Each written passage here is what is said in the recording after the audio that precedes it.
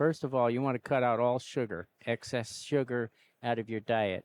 You're not going to be able to do that without proper nutrition, exercise, and managing your stress. If you do that, you're on a path, a much better path to health and wellness. The amount of sugar that they put in these processed foods is way too much, and you're getting the fructose, and fructose is the enemy. Fructose does the damage on your liver just like alcohol. Avoid all processed foods. That's anything that's in a bag or a box, and it's got a label on it that tells you what the ingredients are. What you want to do is eat whole foods. What are whole foods? Those are foods found in nature, and the only label that's on it is to tell you what it is, which you already knew by looking at it. Just eat like your great-grandparents did. They didn't have fancy stuff in a grocery store. They just ate real food. Welcome to Louisville, Kentucky. A friend of the show, probably one of the most popular guests, returns to teach us about health today.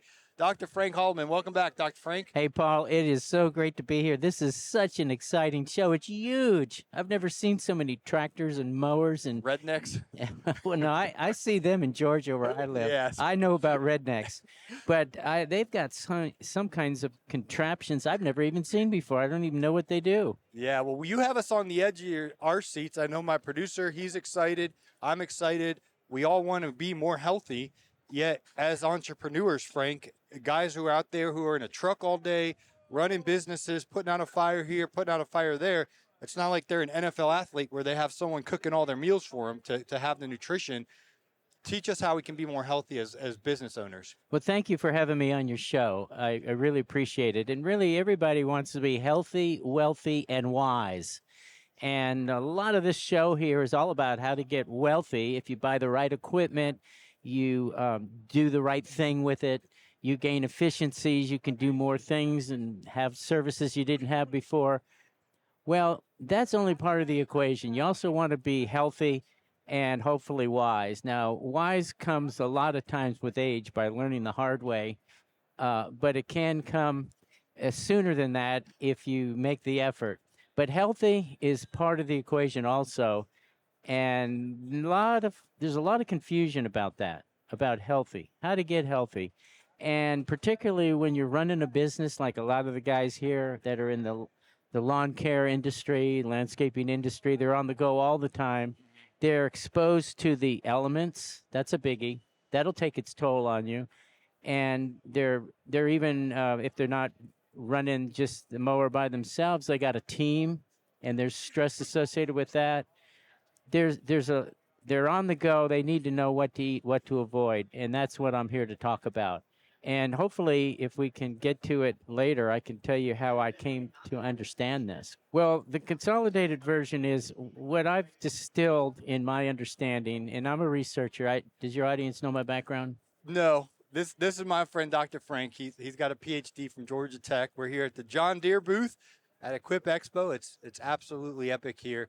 But yeah, you are a very smart fella, Frank. Right. Now, I want to make sure your audience does know that I'm not a medical doctor. I'm a PhD doctor. My PhD is in atomic and molecular physics. Mm-hmm. And what I came to You got a degree in that too, don't you, Mr. Yeah. I think I read some of your papers. They were very insightful. Mr. Producer is amazing. He is. So anyway, what I did was I faced a health crisis in my life. And like any crisis that we have in life, everybody runs into crisis of some type. It's an opportunity to change and to make different choices in your life. My health crisis was a cancer diagnosis, and we'll get into that later. But thank God now I'm cancer-free completely, and it was quite a journey to get to that point. Mm-hmm. And in the process, I used a lot of my scientific background to really understand the nuts and bolts of health and wellness, because there's so much confusion on that. And so that's how I got here. But my thesis about health and wellness is really threefold. There's three pillars to health and wellness. Number one is good nutrition. Hmm. There's a lot of confusion on that, and I want to clear up a few points there that are not so well known. Okay. Number two pillar is exercise. Now, you guys who are in the landscaping lawn care business, you're actively on the go. You're out there in the elements, moving around, sometimes 8, 10 hours a day. So you're getting a lot of exercise. The thing that's great is you're doing really the best kind of exercise, and we'll talk about that also. The third pillar is stress management. If you don't handle stress right, even if you eat right and you exercise right, get the adequate exercise, it's still going to bite you. Hmm. So stress management is really important too. These are really the three killer pillars. Health and wellness, most important pillars. That's what I meant. Nutrition, exercise, and stress reduction. That's right. And at a high level, what you're doing is you're really managing as a lifestyle insulin hormone and cortisol hormone. You're not going to be able to do that without proper nutrition, exercise, and managing your stress. If you do that, you're on a path, a much better path to health and wellness. And and then there's an underlying scientific basis for all of that, which is energy production at the cellular level. And that's how far I drilled down in my journey to understand the fundamentals of health and wellness. It really boils down to managing the way your lifestyle is in terms of exercise, nutrition, and stress management, where you're optimizing energy production at the cellular level. And if you do that right, then it percolates all the way up to managing hormones right and having that energy and vitality that you're looking for, and having that, keeping that edge health wise. Now, when you're talking about nutrition, let's start with that first, Paul. When you're talking about nutrition, everything that we eat gets broken down into three macronutrients. That's carbohydrates, fats, and proteins. And I'm sure everybody pretty much has heard about that. But Hmm. what I want to talk about is the key things in particularly related to carbohydrates and particularly related to fats that are not so well known that are important.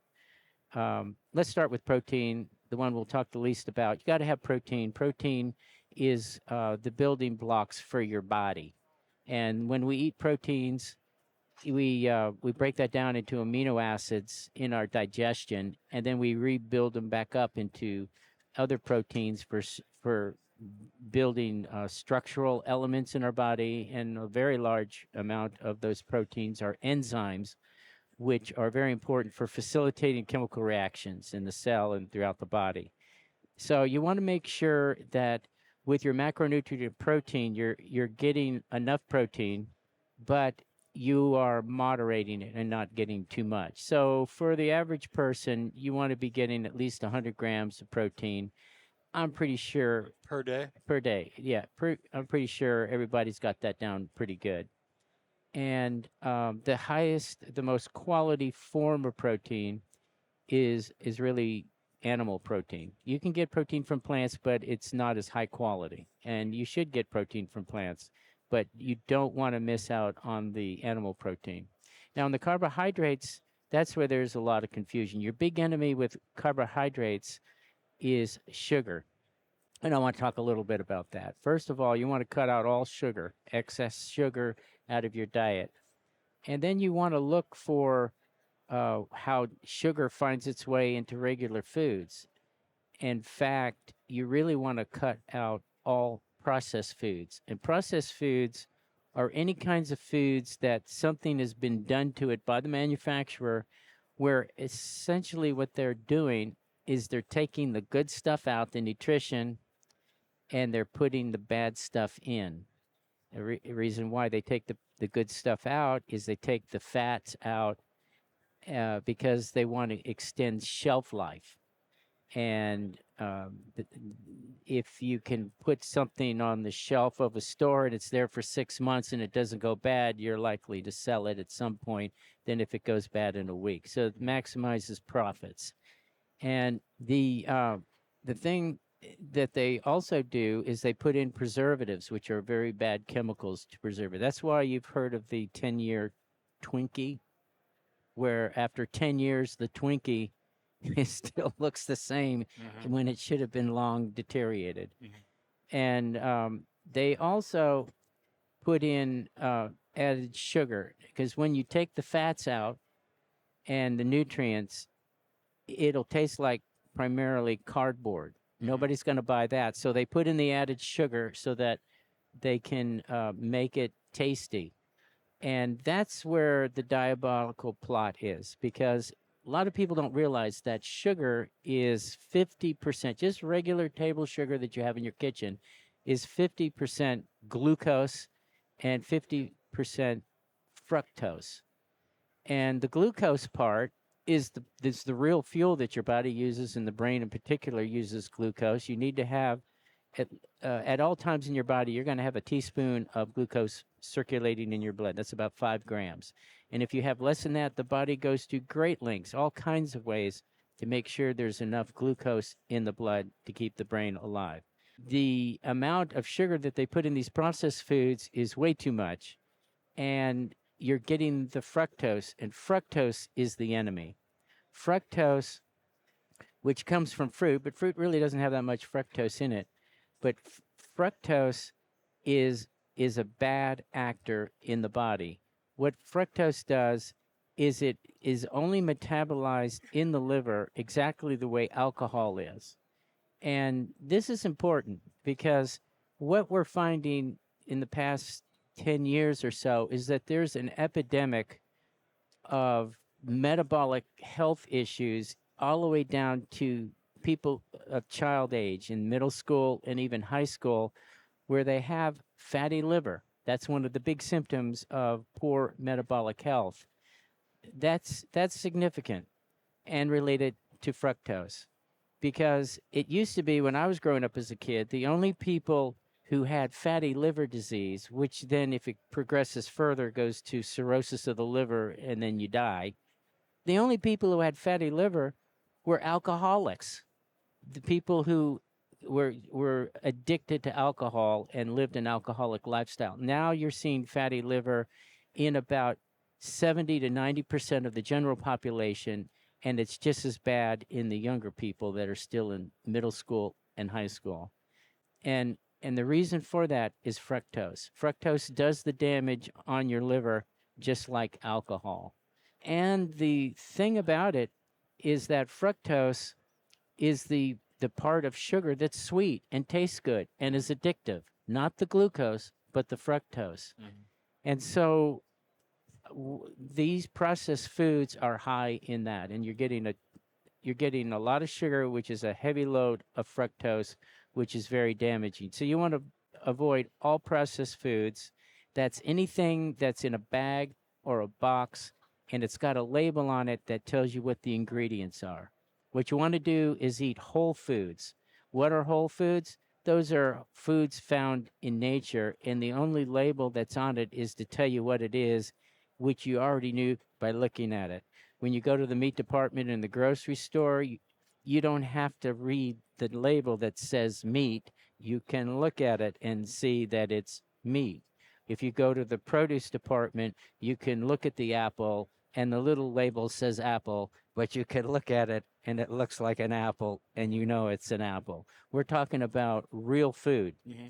not processed foods. In a grocery store, typically, your processed foods are everything on all the inside aisles, aisle after aisle after aisle after aisle, things in a box or a bag with a label on it of ingredients. And most of the time, if you look at those ingredients, they talk about chemical names that you can't even pronounce.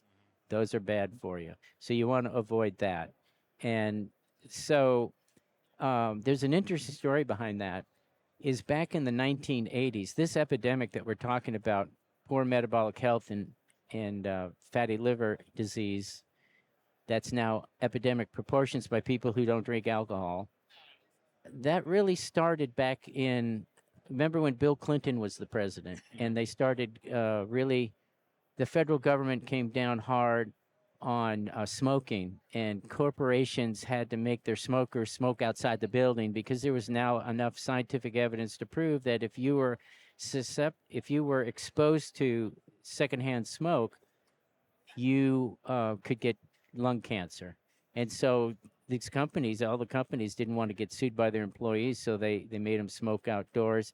There became such a greater awareness of the dangers of smoking, and the cigarette company profits started to greatly decline. Back then, those companies were some of the richest cash-rich companies around, like Apple Computer and Microsoft and Google are today. Very cash-rich companies.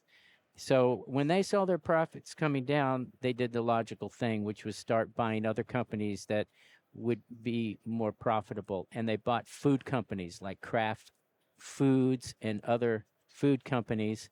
And it was the perfect choice because, like cigarettes, food is consumable. People have to keep buying it. And they were experts at putting chemicals in the cigarettes to make them addictive and make people want to smoke more. And that's exactly what they put their energies into with the food companies that they bought.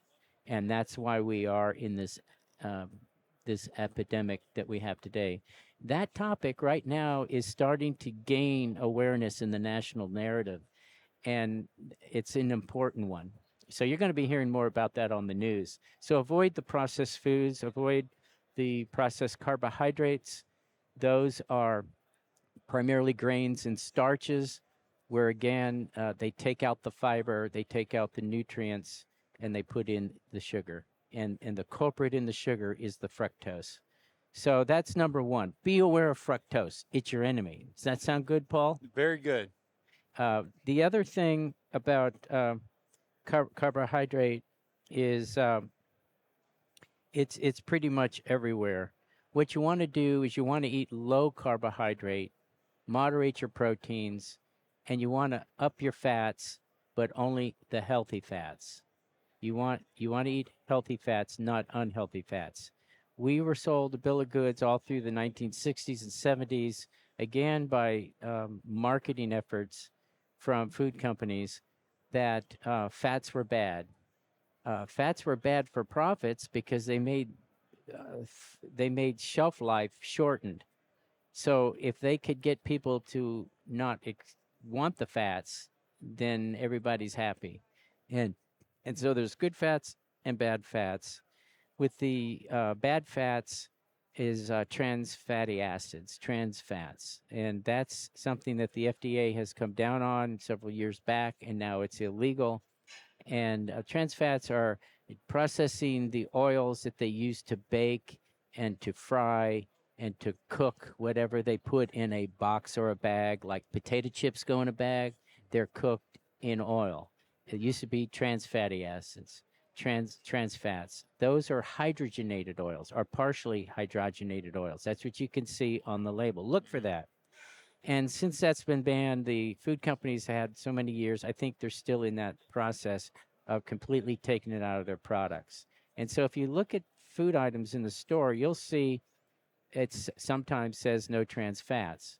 But what they don't tell you is that to meet the standard of the law by the FDA, is the trans fats have to be just below a certain level, and then you could say it's trans fat free. And so you're still getting trans fats. You're just not is getting as much as you used to. And so you need to be leery of that. So avoid everything in a box and a bag that's got an ingredient label, and really just eat like your great grandparents did. They didn't have fancy stuff in a grocery store. They just ate real food. That's what you want to look for. So when you're on the go, you go to the gas up on the truck, and you go into the convenience store. There's not a whole lot there you can eat. There's a few things, but the same is true when you walk in a grocery store. It's about 85%, in my opinion, or you should avoid and not eat. So all convenience stores still have an apple, a banana, or an orange. I would pick for that. And you in your coffee, you don't want to put in sugar for sure. And you want to put in heavy cream if you can, or at least half and half, and avoid as much as possible the milk sugar with the lactose. So that's another thing you want to do. So, I took your advice on that. I've been getting heavy whipping cream, oh yeah, mix it in with some black coffee. It's good. yeah, and I find that the lifestyle changes are hard at first, eating right, exercising right, but once you get into the groove, you don't even think about it anymore, and then you start to feel better and you become more motivated. What are some of the lifestyle changes you've made? I have been trying to get the whole foods, so I go to the grocery store. I'll order a ribeye or a New York strip steak because those are what I know to cook, and then I have frozen vegetables with like carrots and green beans and corn, and it's a medley. You've seen them before, I think. Yeah. And I put that in the microwave for 6 minutes. So then I'll have a steak, which I know what it. I look at it and like that's a ribeye or that's a New York strip. There's a grocery store in Sarasota. It's called Detweiler's. They have amazing sales. So whatever's on sale is what I get for the meat. And then I'll have vegetables with it. For breakfast, I'll be doing eggs. Uh-huh. I can look at the egg and know that's a whole, that's an egg. Yeah, it looks like So, an egg. right. So I'm trying to do more whole foods for sure. This morning I ate a protein bar that it had, looking at all the ingredients, and I knew it was a long list. Anyway, it made my stomach upset. So you become more sensitive to it. Yeah, it was rough. I hadn't had one like that in months, but I didn't have time to go get breakfast this morning, so I ate it, and I was uh, suffering for about a half hour. Good thing I came early, but I was in the bathroom for about a half hour. But please, I want you to get through the rest of your presentation. We got about 8 minutes. 8 minutes. Yeah. Oh, I okay. told you about a half hour. So anyway, whatever you think the most important, because this stuff is so good. And guys, when I get back, I can get Dr. Frank on Zoom because we've had these conversations off air and they've literally changed my life. My health. You remember I used to be sick all the time at the radio station. My health has improved because I've implemented what you've taught. You've been a big blessing to me in this area.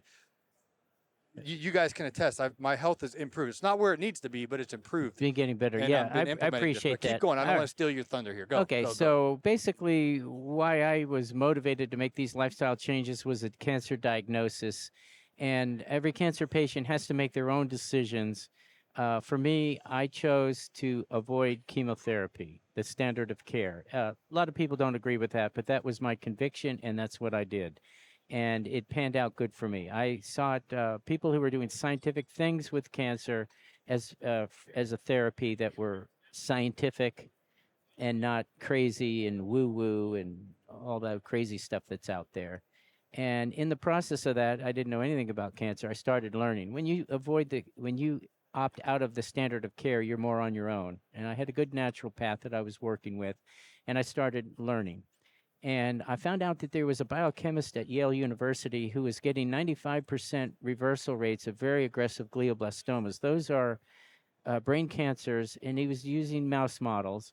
And he found that by using a very highly restricted low carbohydrate diet, he was getting 95% remission rates in these mouse models without any other intervention, which was amazing. It got my attention. So what I did was I started learning everything I could about the ketogenic diet, and this was before the ketogenic diet was popular and all over the internet. I could hardly find any information on it back then. I had to go to a lot of scientific papers. Started to realize that it was an important strategy to starve cancer cells. But more importantly, I learned that cancer was a metabolic disease in its origin. Now there are you can get cancer by being exposed to ionizing radiation or exposed to carcinogenic chemicals, but most cancers start decades earlier with a decline in metabolic health. Metabolic meaning the cell's energy production factory is becoming deficient. That's what poor metabolic health is. The cell has many things floating around in it, but one of the things floating around in it is an organelle called mitochondria. Those are the energy factories of the cell. And it has been proven, Nobel Prize won back in the 1930s, proving that cancer cells had mitochondrial deficiency. And so that was the real cause of it. So that gave me a clue.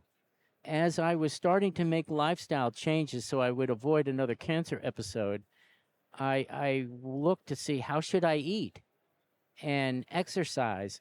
And I found out that everybody was saying everything and they were all contradicting each other. So who was right? And if cancer was a metabolic disease, then that meant the key was improving metabolic health. So that's what I did. And this story for another time. I found a way to measure that by analyzing the gases in the breath. I set up a lab because I have a scientific background, and I was able to actually measure the right metabolic metrics by analyzing oxygen utilization in the inhale, carbon dioxide production in the exhale, a whole lot of explanation for that, which we won't get into. And I was able to see that as I was making the right lifestyle changes that I was just talking about, and there's more, but those are the main ones, I was improving my metabolic metrics and I was moving in the right direction and I could avoid all the crazy noise that I was listening to. And so since then, what I've been doing is trying to relate any kind of macro problem that people talk about, like insulin resistance and obesity or losing weight or systemic inflammation, and relate that to the specific processes in the mitochondria and the structures in the mitochondria that can go wrong. And then I know that anything I'm doing to improve my nutrition and exercise that impacts mitochondria health is in the right direction. What I further learned was that all the age related diseases, not just cancer, are have metabolic origins.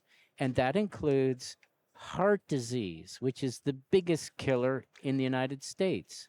Heart disease is a metabolic disease. Uh, Insulin resistance, all the way to the full end of the spectrum of type 2 diabetes, is a metabolic disease. Alzheimer's is a metabolic disease.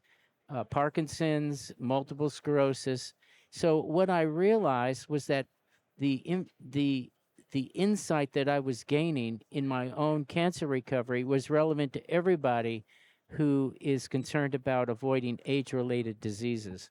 And that's when I starting to speak publicly about it. And when I look across the trade show here and I see the different machines, the same is true about our body. These machines are expensive to dig ditches and lift things and hydraulically. And you want to maintain it. If you make the investment for that, you want to maintain it, because if you don't, you won't get the lifetime out of it, and it's very expensive to get a new one. The same is true with your body. You want to maintain it because you get a doctor bill for a major disease, and then you'll realize you wanted to avoid that and the time out of work where you're not making the income. So it's more productive to prevention than cure.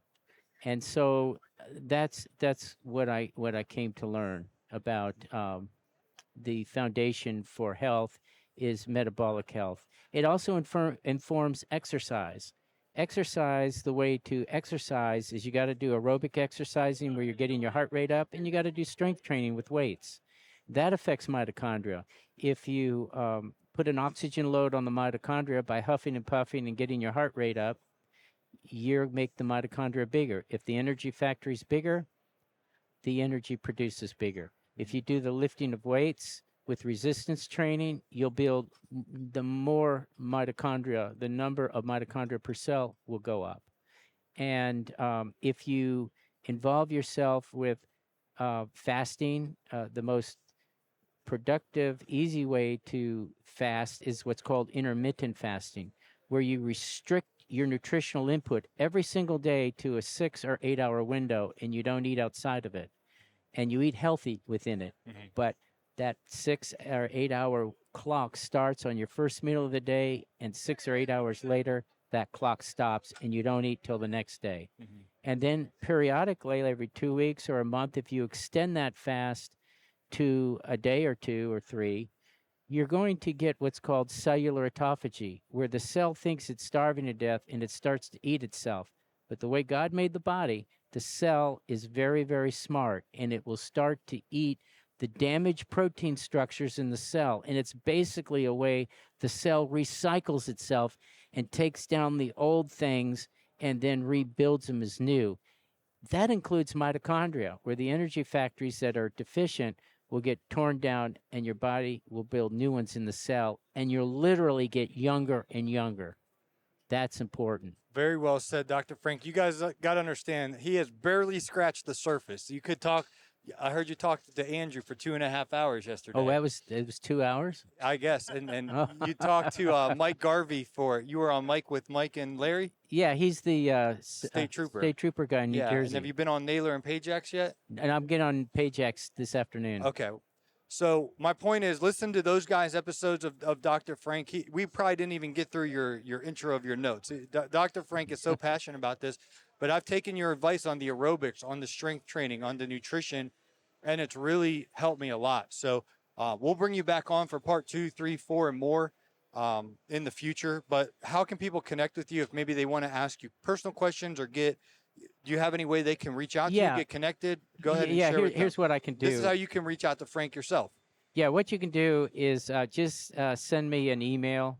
If you go to my website, you'll see my email address or my phone number where you can text me your email address. And I'll send you some emails that capsulize everything I was talking about and put it in a really good form so you have like a ready reference. I'd be happy to do that for your audience. Let them know what your email is. My website is holleman.biophysics.com. Holleman is spelled with an O, 2 L's, and an E like an echo. So it's HOLLE as an echo, MAN. hollemanbiophysics.com. You'll see my number to text me, or you see my email on there, Dr. Frank at hollemanbiophysics.com, and send me an email, and I'll email you back some good information. Okay. Thank you. Yeah, well done. And I'll try to put that in the show notes so you guys can reach out with Frank with your individual questions. I'm on this journey. I'm constantly picking your brain. You've been very helpful. Thanks for coming to Louisville. It's an honor to have you drive all the way up here to do this, and hopefully you can go get on Naylor and Pajak's show as well. Thank you, Paul. It's so good to see you again. Yeah, you too, Dr. Frank. Thanks for coming. Bye-bye. Bye.